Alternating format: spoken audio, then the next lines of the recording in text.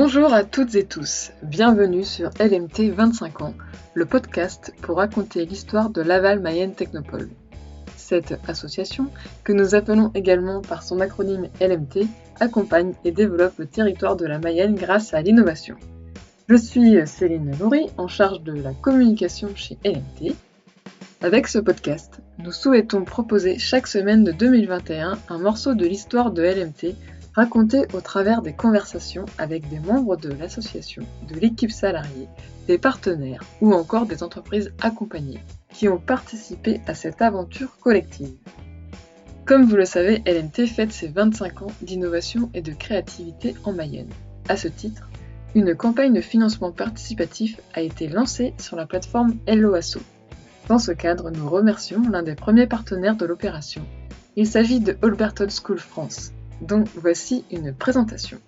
Holberton School a été créée en 2015 dans la Silicon Valley. Elle est ouverte à toute personne intéressée par le développement informatique, sans prérequis de formation et sans condition d'âge. Holberton School dispose de 3 campus en France, Lille, Paris, Laval, et il y en aura 5 en 2022 avec Toulouse et Lyon. La formation dure 18 ou 24 mois avec un apprentissage par la pratique, étude de cas à 95%, en mode collaboratif et en s'appuyant sur une communauté internationale, 27 campus dans le monde. Ensuite, les étudiants sont accompagnés vers l'emploi par Actual Group et par le réseau d'acteurs locaux et régionaux. En parallèle du développement des compétences tech liées à la conception d'algorithmes, une importance majeure est accordée aux soft skills tels que l'autonomie, l'adaptabilité, la prise de parole, la gestion du stress et l'esprit d'entraide. La formation est validée par un titre professionnel délivré par le ministère du Travail français. Je vous remercie de votre attention et je laisse maintenant place à ce nouvel épisode. Bonne écoute! Aujourd'hui, c'est le 41e épisode et cette fois-ci, nous serons en communication avec Bruxelles et plus particulièrement avec Laura Lecci, la directrice générale d'EBN avec qui j'ai eu l'honneur de discuter de ce réseau d'innovation reconnu à l'échelle européenne et mondiale. Cet épisode revient sur les débuts et les missions du réseau EBN, qui veut dire European Business and Innovation Center Network. Si vous ne l'avez pas déjà écouté, je vous invite à découvrir l'épisode 26 avec Jean-François Balducchi. En effet, cette conversation est dans la continuité pour vous présenter les différents écosystèmes dédiés à l'innovation. Et comme vous le savez, la notion de réseau est primordiale pour Laval Mayenne Technopole. C'est l'une des raisons pour lesquelles Laval Mayenne Technopole est membre d'EBN et labellisé UBIC depuis 2012 par ses pairs. Vous comprendrez ainsi quels sont les enjeux, les liens entre les structures et ce qui fait l'essence de ce réseau. Je vous souhaite une bonne écoute de cet épisode qui va vous faire voyager. Merci Laura Lecci, donc directrice d'EBN, de participer au podcast LMT 25 ans. Dans un premier temps, vous allez pouvoir vous présenter. Oui, bonjour et merci à vous pour l'invitation. C'est un plaisir de fêter avec vous ces premières 25 ans de Laval Mayenne Technopole.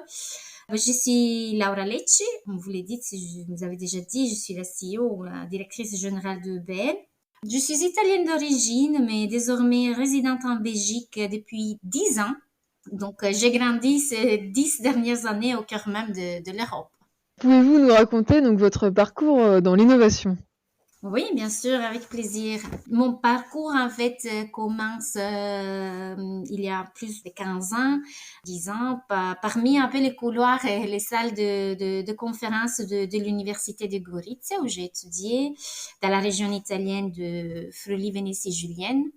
Et à l'époque, j'avais pour ambition de devenir ambassadeur. Donc, j'ai étudié sciences politiques internationales et diplomatiques. Mais grâce à des rencontres différentes et à des professeurs extraordinaires, je me suis davantage intéressée à la coopération internationale et à l'implémentation de projets innovants dans des régions du monde moins développées. J'ai donc commencé à travailler pour les ministères italiens des Affaires étrangères et après pour Enea, qui c'est un centre de recherche italien, mais avec un bureau ici à Bruxelles. Et c'est dans ces deux institutions, disons, que j'ai commencé à travailler sur des projets financés par la Commission européenne, mais aussi par des autres institutions, des projets qui visaient à promouvoir des technologies au soutien du développement économique et durable dans plusieurs secteurs.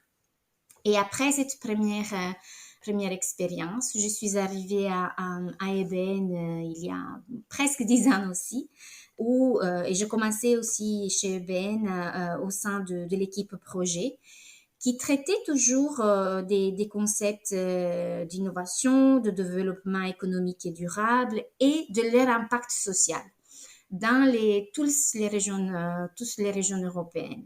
Donc, même celle un peu plus périphérique, aspect qui m'a beaucoup intéressée.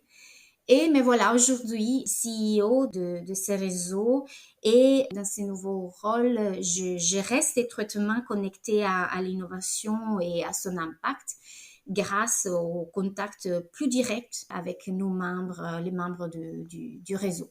Vous allez pouvoir nous en dire un peu plus sur ce qu'est EBN, donc qu'est-ce que ça veut dire et qui sont les membres en fait de EBN et pourquoi? EBN est l'acronyme de European Business Innovation Center Network. C'est donc les réseaux de centres européens d'entreprises et d'innovation, ou CEDESI, dont Laval Magné Technopole est un de nos exceptionnels ambassadeurs. EBN est une organisation internationale non lucrative et au service d'une communauté de membres qui sont essentiellement répartis en Europe, mais chose très intéressante et très enrichissante aussi en Asie, dans l'Amérique du Nord, l'Amérique du Sud, et on commence de plus en plus à avoir des contacts avec des organisations très intéressantes en Afrique. Ces organisations membres qui sont les EUBICS, ou les Centres européens d'entreprise et d'innovation, soutient ou accompagne les entreprises innovantes comme moteur de développement régional. Et ici, nous parlons pas essentiellement du développement économique, mais aussi du développement durable, du développement social. En termes d'offres, c'est que, disons, EBN les secrétariats de EBN se composent plus ou moins de 18 collaborateurs. La plupart, on est basé à Bruxelles, mais certaines sont aussi à l'étranger, dans différents pays européens. Et ce que nous, on fait pour les membres, on octroie la certification EUBIC, qui c'est un label de qualité et d'excellence. C'est un processus, si vous voulez, qui comprend un peu le développement et la distribution des programmes qualitatifs des soutiens aux entreprises accompagnées. Et on parle ici d'une chaîne de valeur des services complète, à partir de la simulation d'une idée jusqu'à qu'il y a une entreprise bien créée et qui est prête à accéder à du capital et à accéder des marchés internationaux. D'un côté, pour les entreprises, ce label garantit, si vous voulez, la prédictibilité de la chaîne de services qu'ils recevront lors de leur accompagnement. Et de l'autre côté, cela vaut également pour les pouvoirs publics qui souvent mandatent ces organisations sur leur territoire et qui les financent. Et cette certification, juste peut-être de petits mots là-dessus, parce que comme c'est pour l'instant, si vous voulez, les seuls labels reconnus en Union européenne, quand on parle d'incubation et d'innovation, cette certification est obtenue par une évaluation très pointue des services que nos membres offrent. Et en effet, chaque année, on leur demande de documenter leur impact pour pouvoir se qualifier. Et ensuite, ils doivent se soumettre à un examen par leurs pairs tous les 5 ans pour pouvoir maintenir cette certification. C'est vraiment un outil de stimulation, amélioration continue de services prestés auprès des entreprises clientes. Donc ça, c'est notre core business, si vous voulez. Et à côté, on facilite des projets collaboratifs. On met tous les membres en réseau pour pouvoir échanger sur de bonnes pratiques, pouvoir apprendre l'un à l'autre. Et aussi, on est fort actif dans la promotion de ces excellents acteurs de soutien aux entreprises auprès des différents acteurs plus institutionnels de l'écosystème et l'innovation. Et donc, qu'est-ce que EBN apporte à l'écosystème de l'innovation au niveau européen ? Qu'est-ce qu'on apporte? Peut-être juste un mot pour comprendre ça sur qui sont les membres EBN. Aujourd'hui, on compte plus de 110 EUBIC certifiés et plus de 30 membres associés dans 35 pays, la plupart, comme je le disais, en Europe, mais aussi à l'échelle globale. La typologie du réseau est assez variée, ce qui fait, si vous voulez, aussi la force du réseau. Parce qu'on y retrouve des agences de développement et innovation, on y retrouve des incubateurs, des accélérateurs, des chambres de commerce, des parcs scientifiques et technologiques, mais aussi des organisations gouvernementales et des consultants parmi nos membres associés.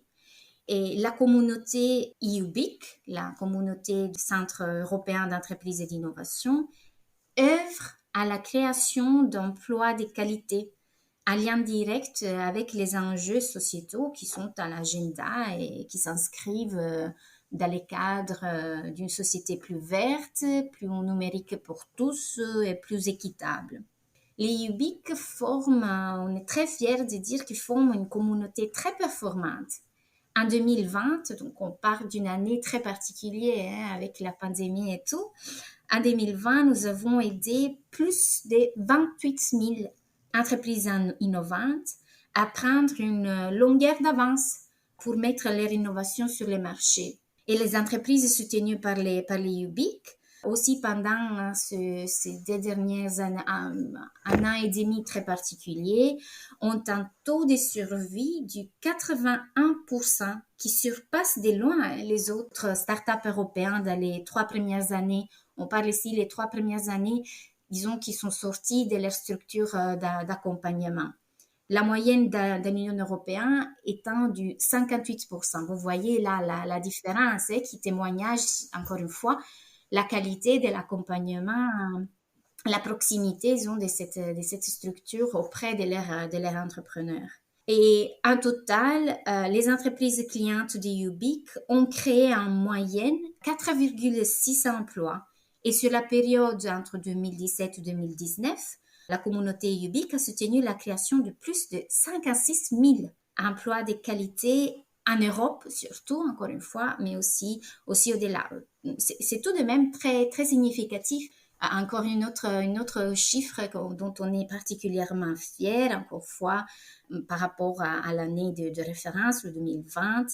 Les EUBIC ont aidé les entreprises à lever un total de 1,27 milliard d'euros de financement, dont les 63%, c'est du capital privé. Ça arrive des investisseurs privés. Donc, encore une fois, on témoignage ici la qualité, la durabilité de ce type d'entreprise.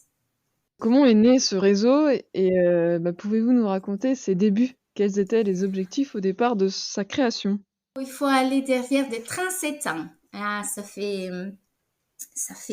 longtemps. Hein. Il faut se replonger, si vous voulez, au début des années 80. Et il faut aussi, heureusement, j'ai encore quelques collègues, mais aussi des membres ils gardent encore de l'époque les stigmates de la crise industrielle de la fin des années 70. Et à l'époque, il y avait cette urgence de relancer l'économie, réinventer l'industrie par de nouvelles approches, de nouvelles méthodologies. Et l'entrepreneuriat et l'innovation, en tant que tel, n'était pas encore au cœur des agendas politiques européennes et surtout pas comme ils le sont, comme ils le sont pour aujourd'hui et pour les dernières 10 ans. Ouais. Ce n'est qu'en 1984 qu'un groupe d'institutionnels de la Commission européenne, accompagné par des grands noms de l'industrie et quelques représentants de l'université et du monde scientifique, décident de lancer un concept nouveau d'un instrument de soutien au développement économique, à l'innovation et à la création de PME. Voilà, c'est le concept des BIC, Business Innovation Center, qui voit le jour et tout de suite les réseaux EBN aussi. Donc, les réseaux EBN naît comme un projet pilote de la Commission européenne qui a duré pour 5 ou 6 ans. Et après, voilà, on y est encore aujourd'hui sur nos jambes grâce au soutien de nos partenaires et surtout de nos membres. Les objectifs de l'époque étaient très clairs. Hein. Il fallait stimuler un peu l'émergence et la croissance de nouvelles entreprises, augmenter les potentiels économiques des régions et accélérer l'entrepreneuriat au niveau territorial. Mais encore une fois, pas n'importe comment. Hein. C'était grâce, encore une fois, au soutien des professionnels accrédités et d'une gamme de services très complète. Et déjà à l'époque, cette chaîne de services englobait les 3 étapes importantes qu'on a encore aujourd'hui, qui sont la pré-incubation, ce qu'on appelle pré-incubation, donc tout ce qui fait référence à la stimulation, la détection, l'évaluation et la sélection des projets innovants. L'incubation même, donc tout ce qui est un peu de mentoring, de coaching, service de coaching pour les entreprises, et la post-incubation, c'est-à-dire un peu tout ce qui est l'accélération vers les capitales et les marchés internationaux. Aujourd'hui, les acteurs se sont multipliés, sont un peu différents ou sont un peu plus spécialisés. Et bien évidemment, ils se sont adaptés aussi à la réalité du terrain et aux défis économiques et sociaux. Mais disons que le désir profond de ces visionnaires de l'époque est devenu une réalité et ça fait très partie de l'ADN des structures membres de chez nous encore aujourd'hui. Voilà comment il est né, les réseaux. On peut aussi citer Rétis aussi, qui finalement, Rétis, c'est plutôt au niveau français. Ah oui, on travaille énormément avec Rétis au niveau français ou ANSES au niveau espagnol. Et pour nous, ce sont des partenaires extraordinaires et stratégiques pour mieux comprendre aussi les défis qui se passent dans des pays grands comme la France, mais nous aident voilà, à comprendre quels sont les défis et nous aident à mettre en place des fois aussi des actions en commun. C'est très enrichissant. Quels sont les liens donc entre les différentes structures membres de EBN?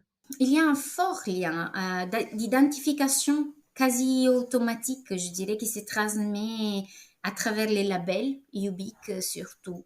Parce que ces labels, c'est un signe de reconnaissance, d'appartenance, un sentiment de communauté, surtout pour ceux qui sont présents depuis longtemps dans les réseaux, mais qui se transmet aussi aux organisations plus jeunes, entre guillemets, parce qu'il s'agit, se reconnaissent en tant que structure qui partage une même ambition, une même philosophie, parfois un même parcours, mais surtout une même exigence de qualité. Cela n'empêche, comme on venait de le mentionner pour la France, n'empêche pas la diversité des modèles, bien sûr, ni des approches culturelles ou territoriales qui peuvent être très différentes et qui font aussi la spécificité de chaque structure. Mais il y a toujours cette mobilisation, cet engagement continu et partagé dans leur mission qui s'articule surtout sur 4 points.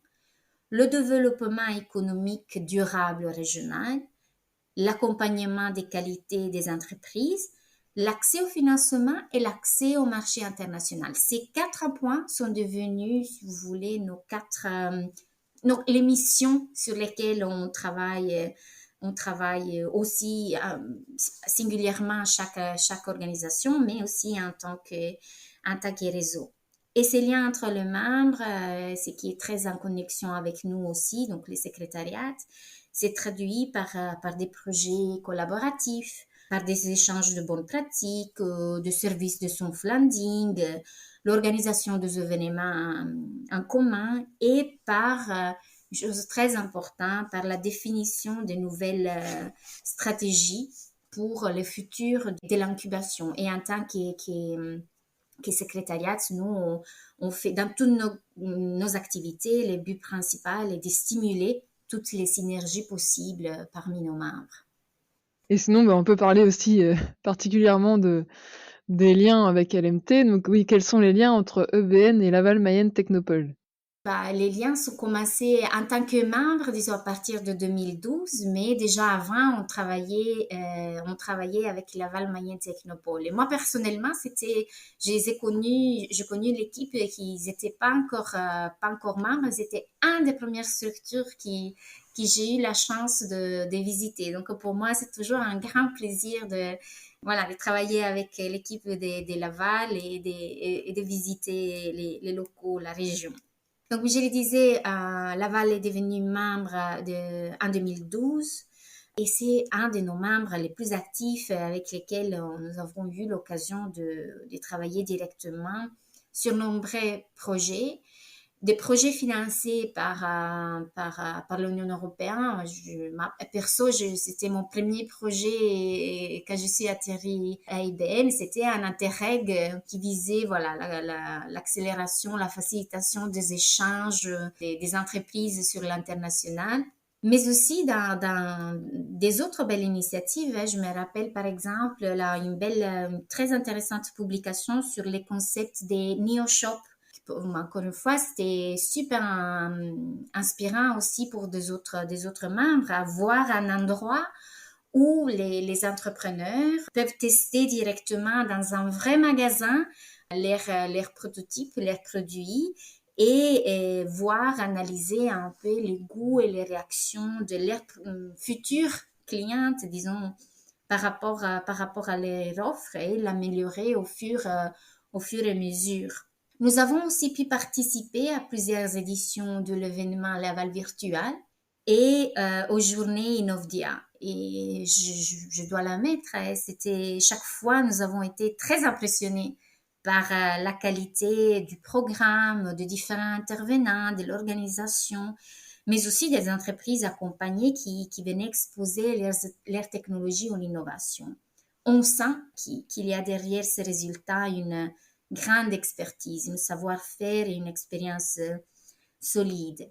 C'est à ces titres que nous avons également souvent impliqué Laval Mayenne Technopole dans nos programmes événementiels tels que notre congrès annuel ou notre TechCamp, car je le disais tout au début, LMT figure parmi nos meilleurs ambassadeurs du label IUBIC. Et aujourd'hui encore, à témoignage de ça, l'équipe de Laval Mayenne Technopole anime notre groupe de travail sur les industries créatives et culturelles, qui regroupe, je dirais, une trentaine de nos membres qui sont spécialisés ou qui ont un intérêt stratégique dans ces secteurs. Quoi autre je peux ajouter que sinon que c'est toujours un grand plaisir partagé de se retrouver et de travailler avec une belle équipe dynamique et pétillante comme celle de Laval Mayenne Technopole. Merci Laura Lecci, directrice générale d'EBN, d'avoir partagé ses souvenirs et missions de ce réseau EBN. En effet, pour Laval Mayenne Technopole, c'est une reconnaissance de l'expertise d'accompagnement des projets d'innovation, et cela nous a aussi apporté une reconnaissance au niveau local, régional et national.